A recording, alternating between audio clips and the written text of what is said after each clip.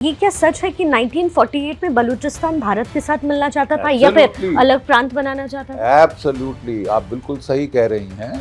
1947 में जो खान ऑफ कलात था जी, he was deemed an independent state with direct treaty relationship with Great Britain, जैसे नेपाल के हैं, जैसे जैसे कि आपका म्यांमार के हैं और श्रीलंका के हैं।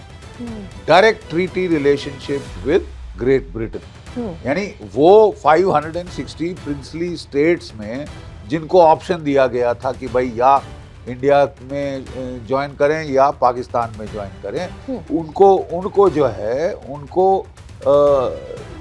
ही वाज इंडिपेंडेंट, लाइक नेपाल ही was independent, there was no question of forcing him to join Pakistan.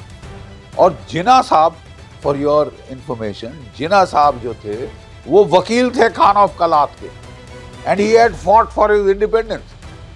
और 12 अगस्त 1947 को बलूचिस्तान ने अपनी इंडिपेंडेंस डिक्लेयर कर दी थी।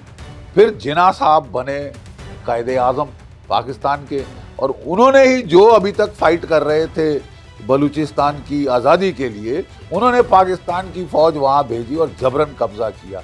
And it is a fact कि बलूचिस्तान के जो सरदार थे वो भारत आए थे। उन्होंने नेहरू जी से कहा था कि साहब हम आपसे विलय होना चाहते हैं, हम पंजाबी दरिंदों के हाथ नहीं पड़ना चाहते, लूट खाएंगे नोच खाएंगे। उनको तब भी यही फिक्र थी और उनकी फिक्र बिल्कुल सही साबित हुई है कि नोच खाएंगे, लूट मारेंगे ये लोग हमको, तो हम इंडिया को ज्वाइन करना चाहते हैं। इंडिया ने मना कर दिया साहब। नेहरू जी बड़े उदार थे दे देने में चीज़ें और टेरिटरी, तो उन्होंने मना कर दिया कि नहीं साहब वो तो इतना दूर है हमसे, ये है वो है, डायरेक्ट लिंकेज नहीं है।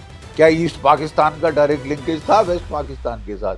1000 मील इंडिया का बीच में था, तब भी उन्होंने वो उसको अपना हिस्सा बना लिया।